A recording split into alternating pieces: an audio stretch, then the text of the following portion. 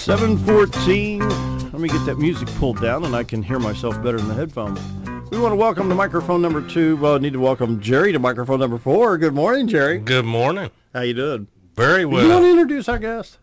Sure. Okay. I'd be glad to. We have on mic 4. We have You're on 4. the The famous microphone 2. Maurice Hitt from White River Baptist Association, Associational Missionary.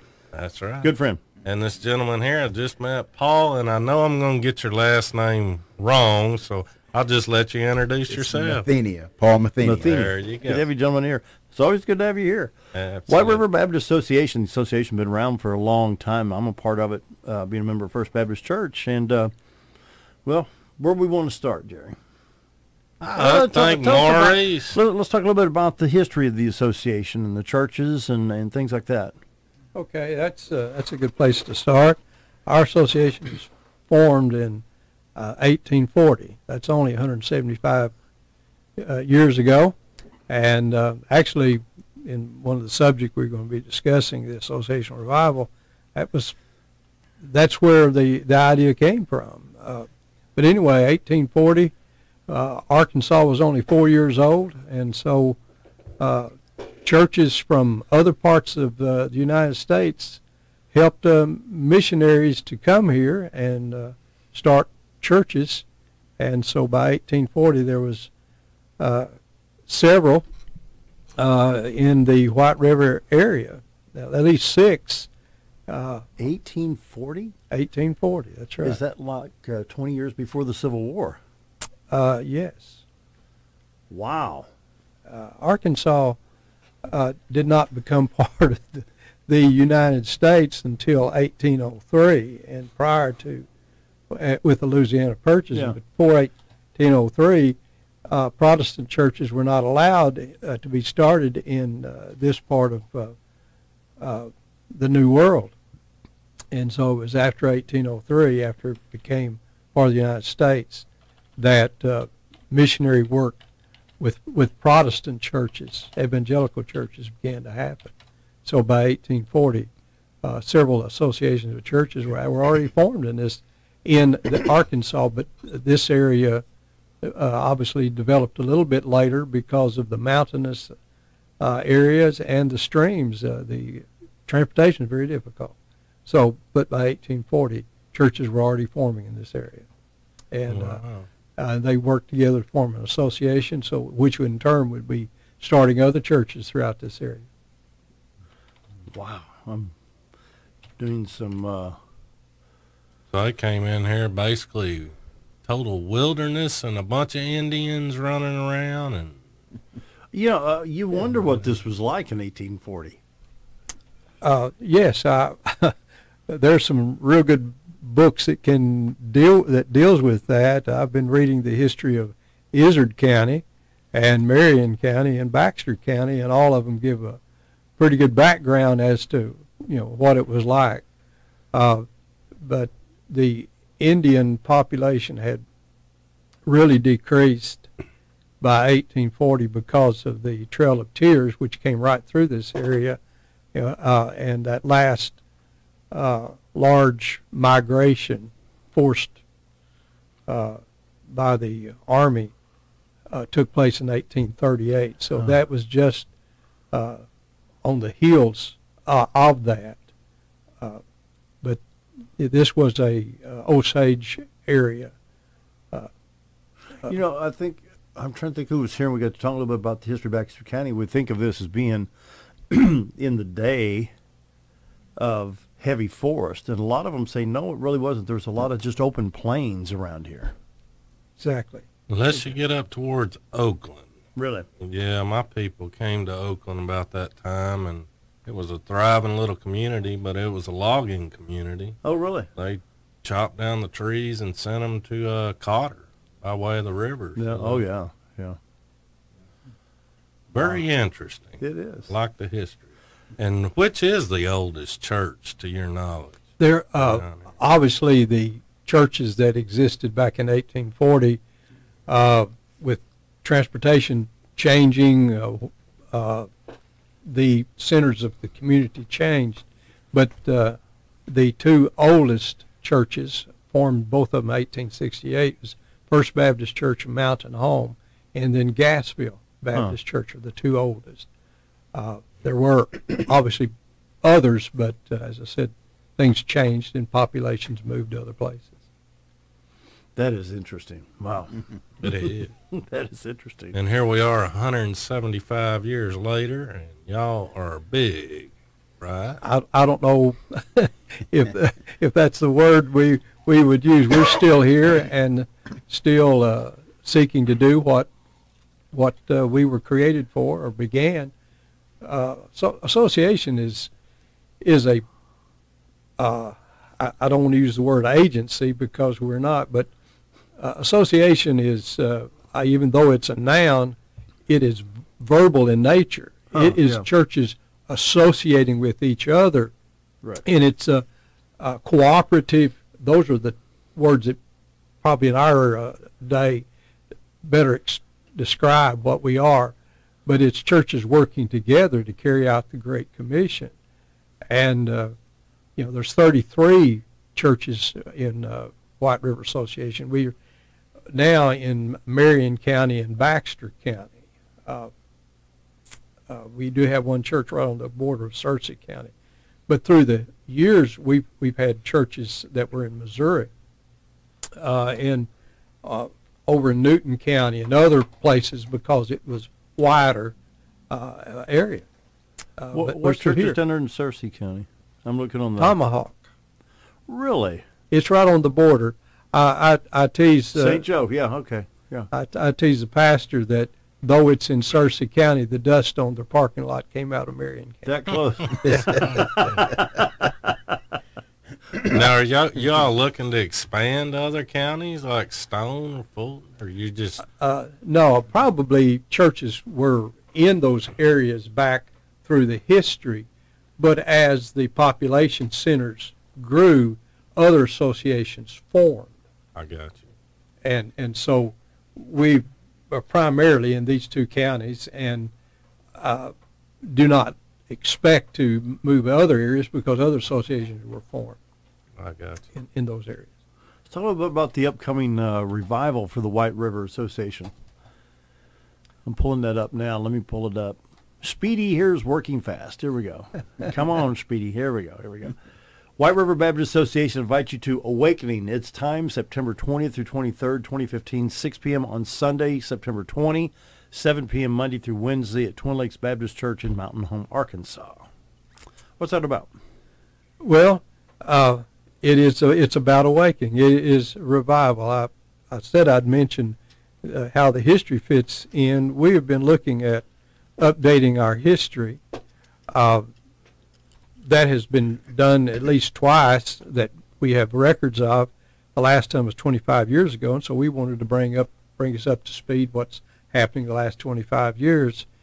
And in looking at that, someone brought a picture, and there's a picture of a baptizing down at Pigeon Creek where 180 people had made decisions, and they were lines of people going into the Pigeon Creek.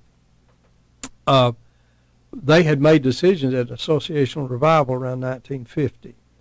And someone said, wouldn't that be great if God were to do that again?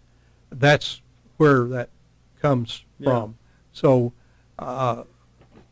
that would be churches in these in association supporting a single location revival meeting.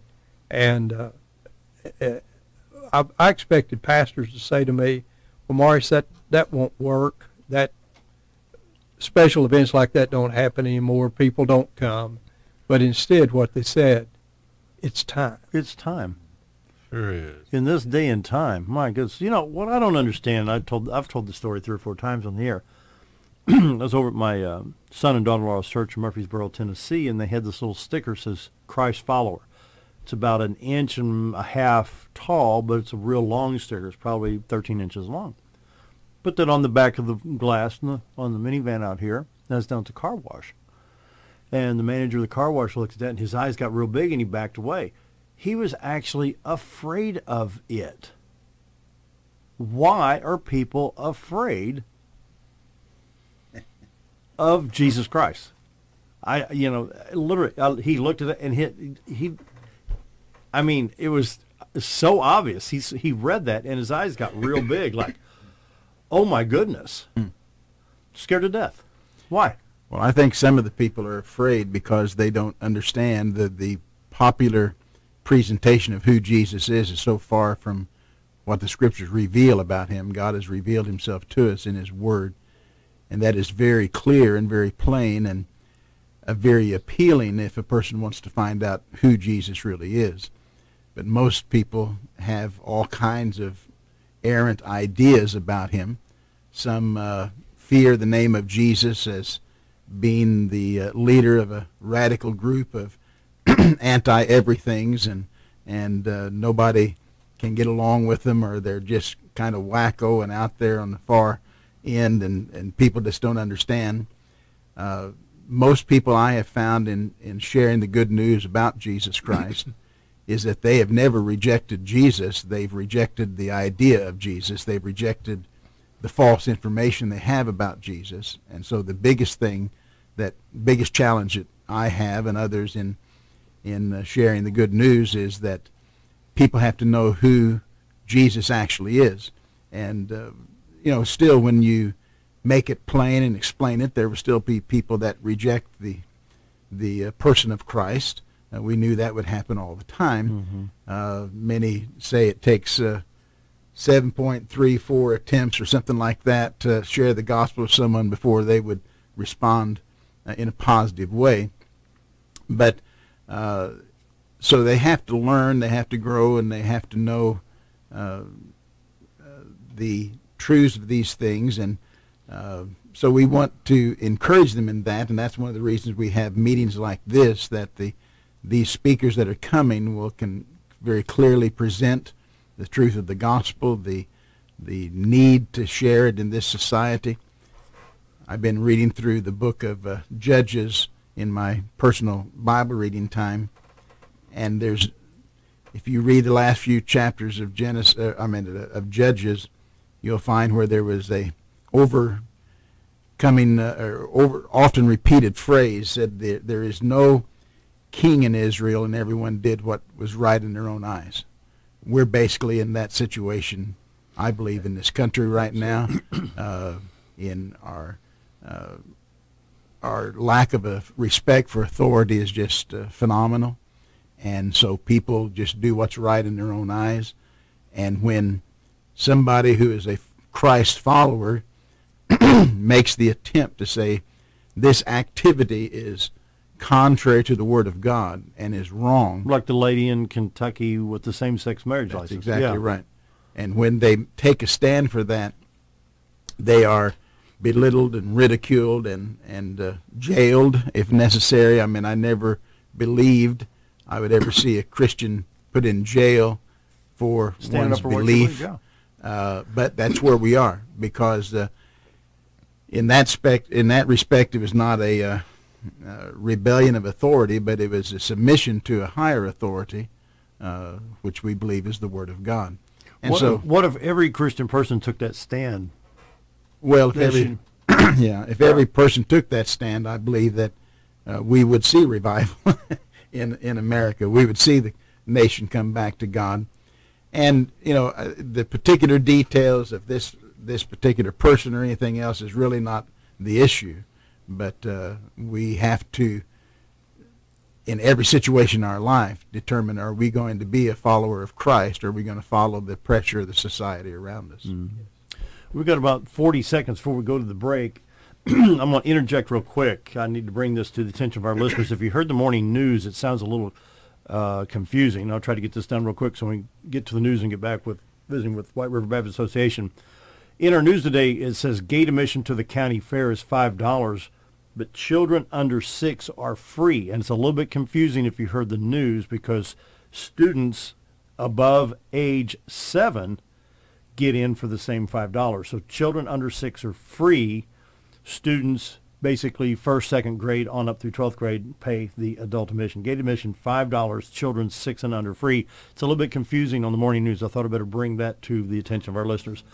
There's the theme song. It's time for the news. We'll be right back. 7:35 on a, what'd you call that, partly cloudy out there or totally cloudy?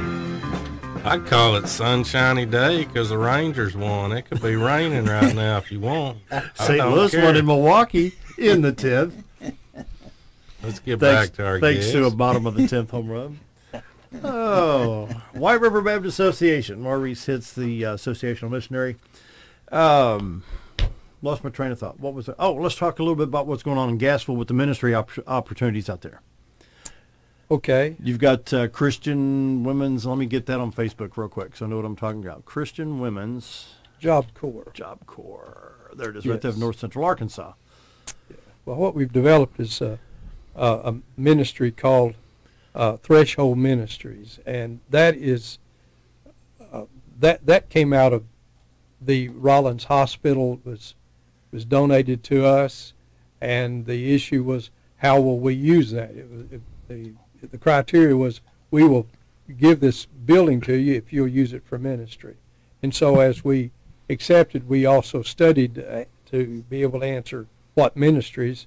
And so we looked at three things that fit together. Christian Women's Job Corps to assist ladies who are having difficulty in getting employment. Some of them will be single mothers, single women, and so that we saw that as a need. And as we talked to employers in our area, they seem to give credence to that yes, that need. Also, with people who are seeking work, clothing would be an issue, to make sure they'd have the kind of clothing that they could go for a interview and even clothes to work. And so a clothing ministry idea was developed, and also then a food ministry. So all three of those, even though the building is not remodeled yet, those three ministries exist. They're functioning in different locations, and we look forward to the day that we can move those together. But it's called Threshold Ministries because when a person began such things as the Job Corps assistance that they receive, they're on the threshold of a change of their life. And the other two things work together. We can always give someone a fish, or we can teach them to fish. Well, while a person is learning to fish, they need to have a fish to eat. And so all those three work together. They're not separate. They function together, but right now we have them in three different locations. Is there anything that you need from our listeners to help out there? And I mean, is there anything that our listeners can do? Well, the hold up on the building, which the benefit will be when they're all three together. It'll increase their functionality to being the same location, is to complete the refurbishment of the building. And so we're in the fundraising business. We just can't do that we can't do it out of our budget or anything like that. And so we've received close to $100,000, but we still need to raise another couple $100,000.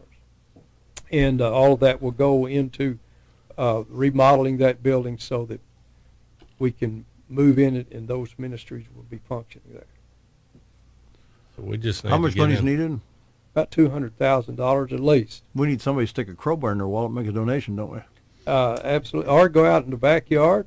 I'm sure there's a jar back there that's got several $100 that are probably dirty and wrinkled, but we have determined that we will take money as long as it's green or it rattles. I want to mention Mark Cooper just stopped by to visit with us, and it's good to have Mark Cooper stop by, checking out the format of the radio program. He's going to be our guest on the 23rd. Good to have you, Mark. Good morning, Dale and everyone. Yeah, good to have you.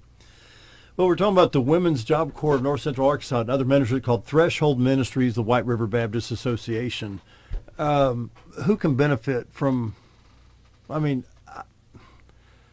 how do we get them to come to you? People that are in need that really don't know. Well, In other words, I know some people that could benefit, but how do we make that connection? Well, a simple way is just to call our office, and we can put them in touch. I don't have Beth's number right now, but Tuesday evenings, there is a meeting each Tuesday evening at Gassville Baptist Church. That's where we've got the Christian Women's Job Corps functioning now. And just show up on Tuesday evening, at Gassville Baptist. and the ladies will be there. Now, they're going through a term, and so there's things that would be repeated, obviously, but it's like a cycle. They'll be going through about 13 weeks of training, but if they have a little bit of difficulty on what, I can't tell you exactly. I think it's 6 o'clock. I don't have that in front of me. I've got a phone number, though. It's 870-453-5019 for Christian Women's Job Corps of North Central Arkansas. Okay, That's the that best will work. number, yeah. Yes. I've known of some people that's been helping, and they even work to develop job skills, Yes. computer skills, resume, How to go through an interview, how to experience, how to prepare for an interview. Each person is also assigned a mentor. Oh, really? So they have their a person that they can actually contact, and it will contact them, kind of an accountability partner. But if a person in the middle of the night says, "Hey, I need somebody just to sit down and talk with me," they're going through difficulties, whatever. Person doesn't get to that place without having issues in their life, and so we have people who are actually doing the training, but we have mentors who will be there. I guess you say their friend, and once they finish their term or their training, that person is still available to them. This is helps build lifetime friendships. Sometimes people get into a cycle, and it's who they're. Not trying to be ugly or mean, but they may have a set of friends who reinforce their lifestyle. And so having someone to get them off that merry-go-round, have a different set of friends, of people that can encourage them in other ways, and so they have somebody they can count on. So we provide that once too. you get done with one of the ministries, specifically at the Christian Women's Job Corps, you're not just thrown to the wolves. Okay, No. we've trained you. See you later. It's time for the next group to come in. It's a continuation of mentoring and Yes. counseling if needed. Yes. That's true, because we want to network. We want to network with all the helping agencies. This is just one aspect of it. But again, we have the clothing there to assist them, and to do that, this person just has to let us know that they have that need. We're setting that up over in Yellville, near Harps. And there they would just come in and apply, just fill out a form, get to know them, see what their needs are, so we can respond. That is actually opening on October 1st. In Yellville, we're about in Yellville by Harps. Yes, it's in across the street from Harps, not across 62. Same side of the highway, but just across the street there by isn't there a pizza place right there? Yes, Yeah. yes, and it's the entry is from the next road, but there used to be a DVD or movie place there. Yeah. Yes, and we're in that building, and Now, eventually, you said all of these are coming into the Gassville location once we Yes. get the monies and get the remodeling done. once the remodeling's done, Yeah. we'll do that. Now, with the clothing issue, is there going to be like a closed closet for burnouts, for Yes. tornado, storm, something like that? Yes, we have two directions on that. It will be a closed closet, and we just want to respond to the needs, whether it's an ongoing need or whether it's an emergency need. We'll respond to the individuals. At the same time, we will receive donations of clothing. But every closed share type ministry I've seen always receives more clothes than you can give away. Yeah. Right now, I'm sitting there thinking, how many bags do you want? well, what we'll end up do is we will always sort these and size them but we'll always have an overage in certain things. We want to make sure that we've got the clothing for, as I mentioned, for interviews and for work. We'll and hold on to those, separate those. And also children's clothing and coats and things like that. We'll hold on. But other things would be put up as part of a thrift store. Sure. The thrift store, the money we receive from the thrift store will be used to purchase the food for the So you're just going to recirculate, yeah. Yes. Yeah. We're and therefore we'll be able to provide, because food is expensive, even if you're buying it from the food bank. I'm not, and we get treated very well there, but still yet there's an ongoing need to get to have food. We receive donations too on that. Visiting with Marie Sid, White River Baptist Association. Mark Cooper's here, and Paul Matheny. Matheny. Okay. I keep wanting to say Matheny because of the St. Louis Cardinals, Yes. Jerry. Yes. Be right back. Need to take a quick break. 7:49. 6 minutes. What do we need to talk about? Let's go back to the revival coming up. September 20th through 23rd at Twin Lakes Baptist Church. That's Highway 62 West, just across from Meeks Lumber and Ultimate Ford out there. Put my glasses on. Archie Mason, is that what that says? Yes, Archie Mason. He's Central Baptist Jonesboro? That's correct. He's been there several years. He is currently the president of the Arkansas Baptist State Convention and has a heart for awakening. He'll be there Sunday night at 6 o'clock.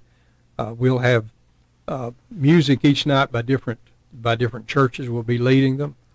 And Archie will be preaching Sunday evening. Monday evening, Ken Gore. He's a professor at Williams Baptist College. Okay. He's actually a substitute. We had a gentleman by the name of Don Moore who was going to be speaking. His wife became very ill, and so. How do I know that name? He spoke at First Baptist last year at Senior Adult Revival. That's okay. Yeah. That's Don.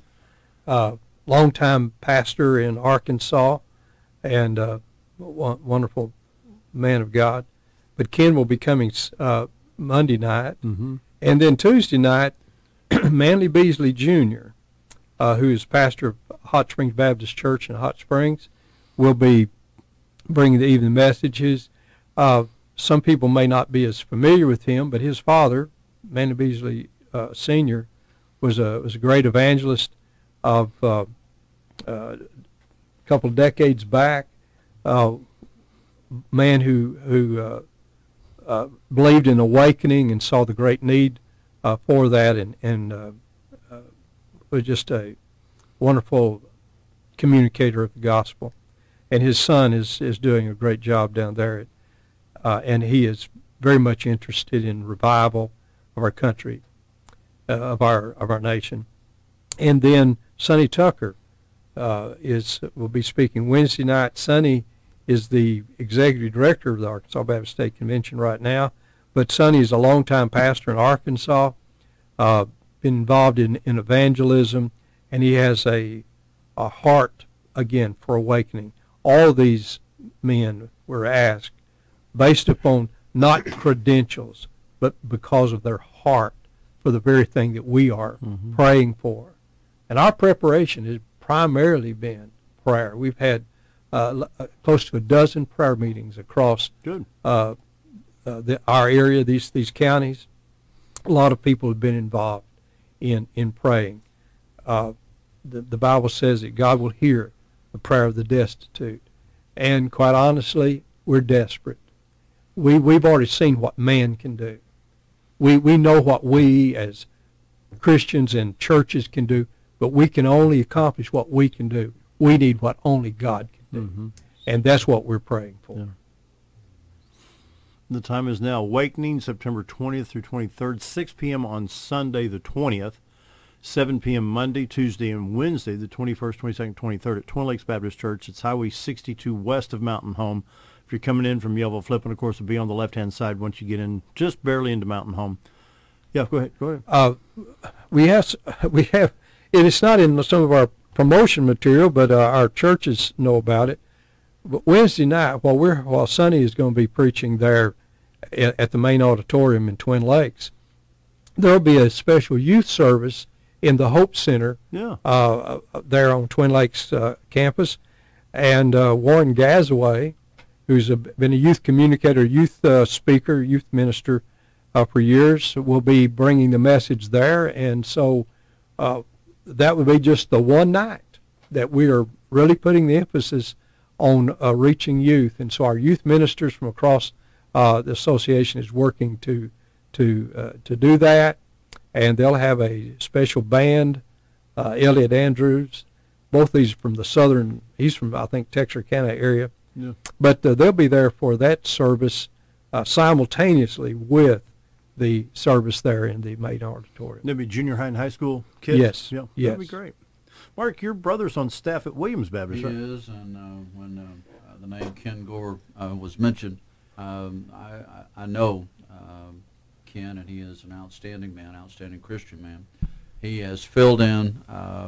There's probably not a church in Northeast Arkansas that he has not filled in when they have needed a minister on Short notice. On type short thing? notice, Yeah.